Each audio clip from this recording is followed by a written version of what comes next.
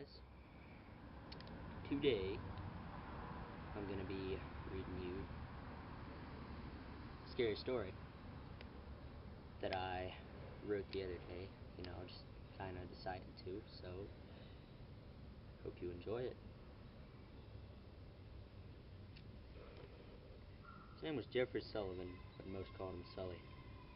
He had a girlfriend, a job at a well-known electronics shop, paid fairly well, and his prized possession. It was a '67 Chevy Impala with black paint, great interior, and a smooth running motor. It was given to him by his father at age 16, and ever since, for 7 years, he's kept it in perfect condition. Now the story can begin. The phone rings. "Hello?" said Sully. "Hi," said his girlfriend Jennifer. "Oh hey, I didn't realize it was you calling," said Sully. "But anyways, what's going on?" "I was gonna ask you if you wanted to do something tonight." "Like what?" said Sully. "I don't know, but we can figure that out later." "You think you could pick me up?" said Jennifer. "Sure," said Sully. "A 7 sound okay?" "Yeah," said Jennifer. "Well, I'm gonna start getting ready. I love you." "Love you too," said Sully. And it was true. Jeffrey Sullivan loved Jennifer Williams with all of his being. Everything they did together, he believed was strengthening their relationship. He believed in love. Most importantly, he believed that Jennifer was his soulmate. It was 7 p.m., and Jeffrey was leaving to meet with his beloved Jennifer. He started his car and grinned because he loved how it sounded. But anyways, he backed out of his garage, pulled out of his driveway, and went on his way to Jennifer's house. He couldn't wait to be with her. In fact, he loved being with her so much he was going to ask her to move in with him. He knew she'd say yes, but under one condition. If he'd not spend all of his time with his car and spend more time with her, she'd move in with him. That car was the only flaw of Jeffrey in Jennifer's perspective. He loved his car a lot.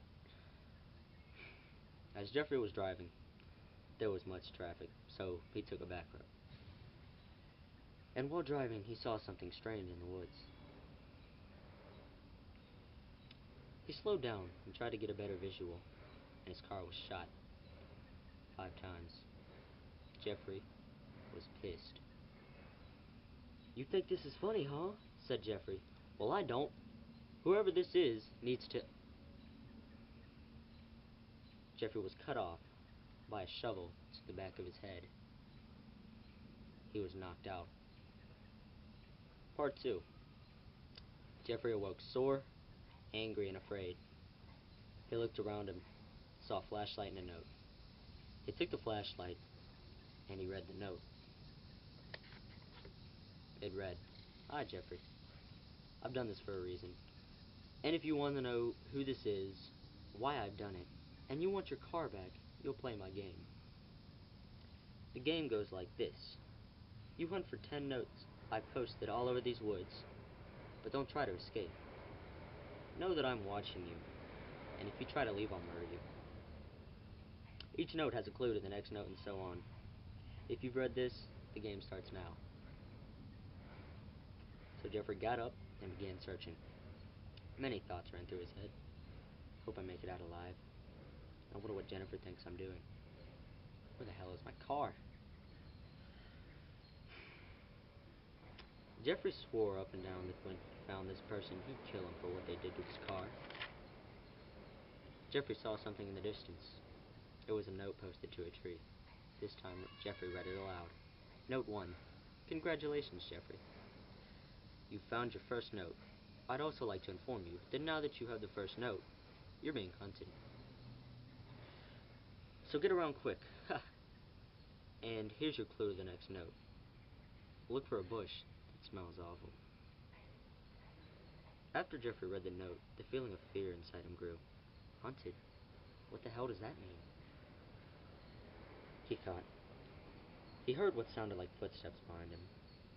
Oh no, he thought, and he spun around to find just a stray dog. He felt relieved. He had a companion, because the dog followed him. They walked for a while, and found another note. Jeffrey read it aloud. Second note. I see you now have a friend. Make good use of him. You may not always have him. Clue. Next note, only 30 paces to the left of you. Jeffrey began to feel scared. He thought he was going to lose his newly found friend. And speaking of him, he started to bark. What is it? Jeffrey thought. And then he saw it. It was a skunk. Jeffrey took off in fear of being sprayed by the skunk, and the dog saw him leave and followed quickly behind. He came across the next note. It read, Note 3. So you wanted your car back, right? Well, your next note is attached to it. Have fun finding it. Oh, hell no, Jeffrey said. That douchebag probably messed up my ride. Just then he heard giggling. A female's voice. He was frightened, but enraged about his car. If you mess up my car, He was cut off by the sound of a gunshot. Boom! Another shot was fired, and then another one. But this one hit the dog. The dog rolled all over the ground in pain. It howled, and Jeffrey saw where it had been shot. Oh no, thought Jeffrey. He's gonna die. And sure enough, he did. Jeffrey now felt alone as ever. But he wasn't. He turned around and saw a masked person who said game over, and wham! He was hit with a shovel again. Out cold. Part 3. Jeffrey awoke to find his car totaled into a tree. He started to cry. He tried to stand up, but he hit his head. He was in a cage. I'm gonna end up like my car, Jeffrey said aloud, with his eyes full of tears. So you've lost the game, said a familiar voice. Very familiar. Why the hell are you doing this? You killed that poor dog? You wrecked my car? Why? Said Jeffrey. Because you love that stupid-ass car more than me, said the person. What are you talking about? Wait. My God. The mask was then taken off. It was Jennifer. Why? How? Said Jeffrey. How did you know that I have to take that road?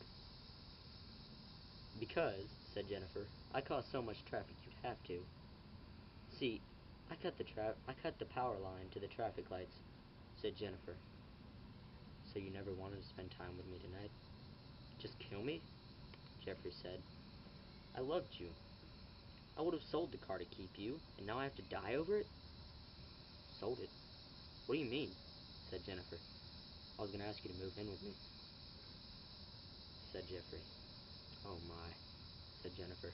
I'm so sorry, but I can't let you leave. You'll tell the police, and I'll go to jail. But Jennifer, we can work it out. I mean, at least the car's gone, said Jeffrey. Work it out, said Jennifer. We can't work it out. I tried to kill you. She said, you can't just work that out. And now I have to kill you. She stuck the gun in his face. God, what the hell is that awful smell, she said. As she turned around, it was the skunk. And Jeffrey kicked his cage door open, stole the gun, and said, I'm sorry, love. And he shot her. Part 4. Jeffrey walked home crying over what he had done. Should I tell the police? He thought over and over. He decided it would be the right thing to do.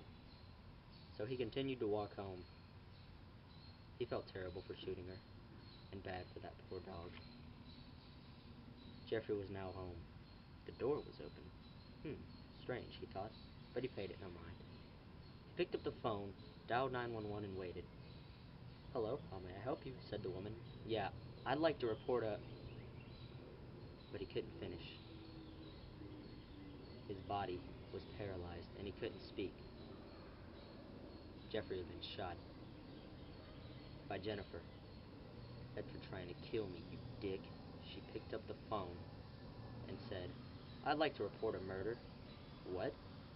said the woman. "And a suicide. I just killed my boyfriend. Now I'm killing myself. I can't handle prison." "Ma'am, wait. We can..." The lady was cut off. Boom! And that's the end of the story. So guys, if you really care enough to comment, then comment on the video and tell me what you thought of the story. And if you enjoyed it, like the video. If you really enjoyed it, subscribe to my channel for more. I will be making more stories like this, and eventually we hope to be making short films, like horror films. And I guess I'll see you next time, guys. Bye.